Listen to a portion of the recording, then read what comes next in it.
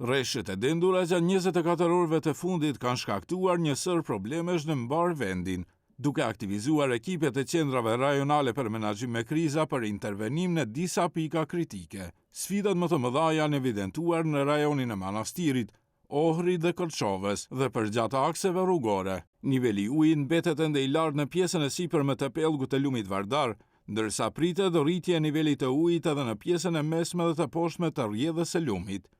I lartë mbetet edhe niveli i ujit në pellgun e lumit Radika.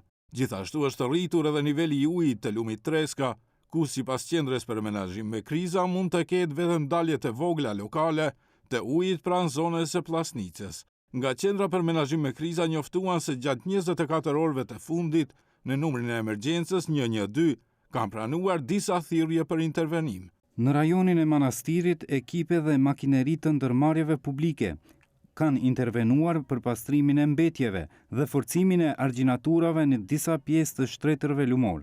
Në Ohër dhe Kërçovë, niveli i ujrave është i rritur, por nuk ka daljesh nga shtrati. Më kritik mbetet pjesa në rrugën Prilepska në Kërçovë, ku është kërkuar ndërhyrje komunale.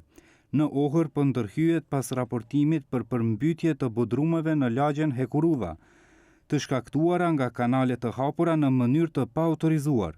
Në Kumanov, lumi Pçinja ka dalë për pak kohë nga shtrati, por pa shkaktuar dëme.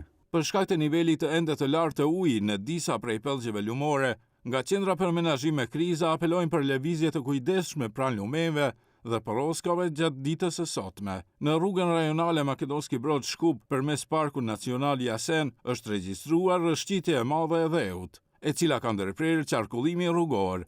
Rruga është pastruar në një korsi, ndërsa po vazhdojnë aktivitetet për pastrim të plotë. Nga lidhja automoto njoftojnë se në vend kalimet kufitare nga ana e vendit tonë, nuk ka vonesa më të gjata për hyrje dhe dalje nga shteti, ndërsa u bëhet apel drejtuesve të mjeteve të përshtatin shpejtësinë e lëvizjes dhe të ngasin me kujdes, veçanërisht në rrugët që kalojnë nëpër Lugina dhe Gryka, ku ekziston mundësia e paraqitjes së rrëshqitjes së dheut.